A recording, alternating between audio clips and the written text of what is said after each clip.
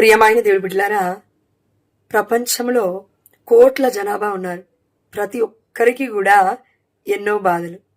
తన యొక్క బిజీ లైఫ్లో పొందుకోవాల్సింది మర్చిపోయి అనవసరమైన వాటి కోసం పరుగులు పెడుతూ ఉన్నాము చాలా మంది మనలో. అది అర్థం కావాలంటే మనం ఎక్కడికి రావాలి?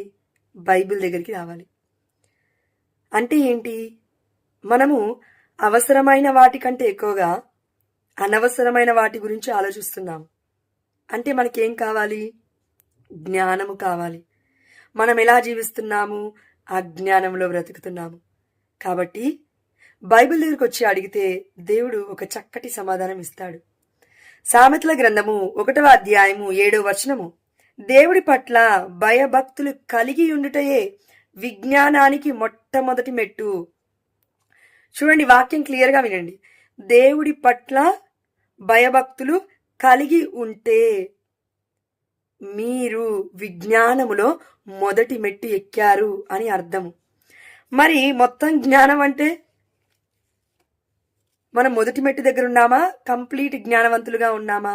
ఇది అర్థం కావాలి అంటే సిరాపుత్రుడైన యేసు జ్ఞాన గ్రంథము 1వ అధ్యాయము 16వ వచనము, దేవుడి పట్ల భయభక్తులు చూపుటయే పరిపూర్ణ విజ్ఞానము, నరులు దాని ఫలములతో ఆనంద పరవశులగుదురు. ఆమేన్, హల్లెలూయా. ఆనందంగా లేము అంటే అజ్ఞానంలో జీవిస్తున్నామని అర్థం. మొట్టమొదటిగా సామెతలు 1:7 ఏం చెప్తుంది? దేవుడి యందు భయభక్తులు కలిగి ఉండుటయే విజ్ఞానానికి మొట్టమొదటి మెట్టు. ఇక్కడ దేవుడి పట్ల భయభక్తులు చూపుటయే పరిపూర్ణమైన విజ్ఞానము. అంటే విజ్ఞానం కలిగి ఉంటే మొట్టమొదటి మెట్టు మనం ఎక్కినట్లు. కానీ ఇదిగో చూపుటయే అంటే మన క్రియారూపకములో క్రీస్తుని చూపించడం, మన జీవిత విధానములో జ్ఞానము ఉట్టిపడడం అనేది దేవుడు కోరుకుంటున్నాడు. కాబట్టి విజ్ఞానం కలిగి ఉన్నామా? అదేవిధంగా చూపించగలుగుతున్నామా?